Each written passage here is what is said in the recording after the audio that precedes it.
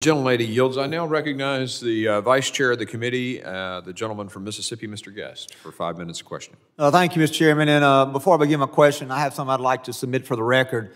Mr. Chairman, I'd like to submit for the record a post from January 15, 2019, titled "The Case for Impeachment of Donald Trump, Part 3, written by Mr. Bowman, one of our witnesses today, in which he takes a very a view of impeachment in which he says that then President Donald Trump could be impeached over foreign policy differences.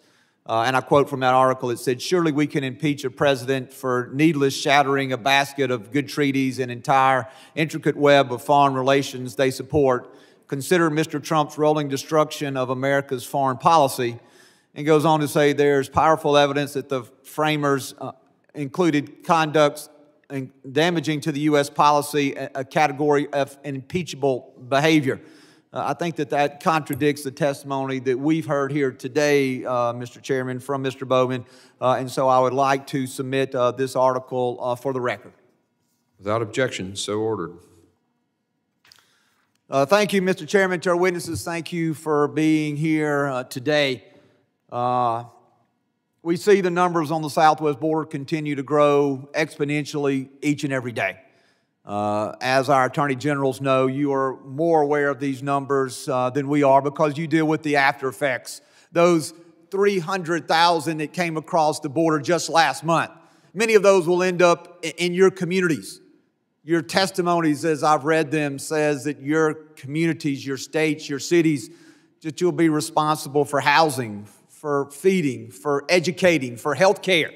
You talk about the strain that this is going to be placing on the criminal justice system. And then you also talk about the total lack of response from our federal government. And so first I want to apologize to you that you are not getting the help that you need from the federal government. And the help that you need is not us sending you money after these immigrants have come into your community. The help that you need is us stopping the immigrants from coming across the border. What we saw is we need policies similar to what we saw under the previous administration, where we were able to stop immigrants from coming across the border.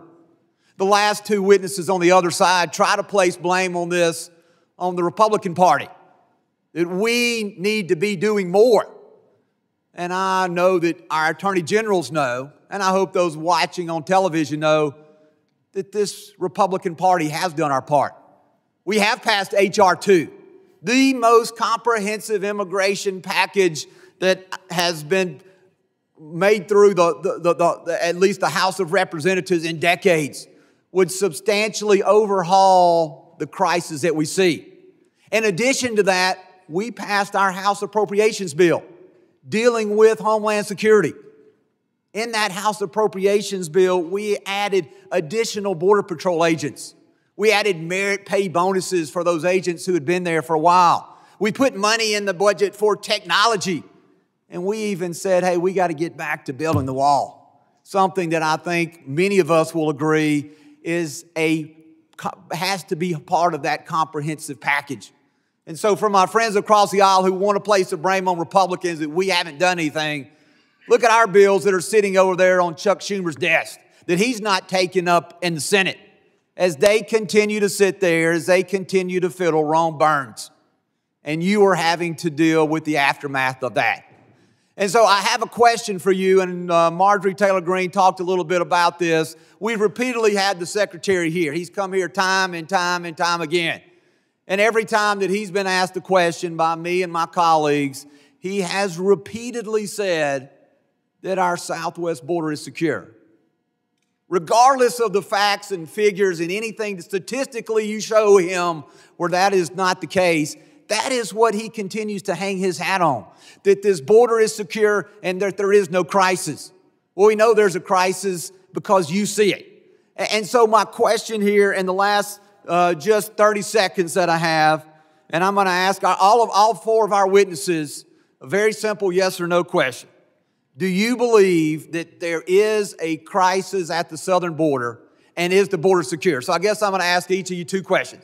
Is the border secure? We'll start there.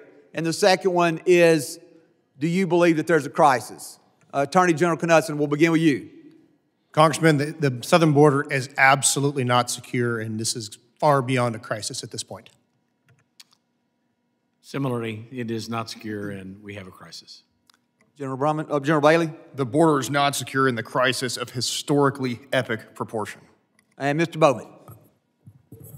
As I said at the outset, I'm not an expert on immigration policy. I don't have any opinion on this question. What's your personal opinion? My personal opinion is that there is, as there has been for decades, and indeed probably a century and a half in this country, a lot of controversy about immigration policy. There's controversy about the way in which immigration policy is being administered at the southern border. I think at the moment we seem to have more problems in that area than we've had in some past eras. Yes.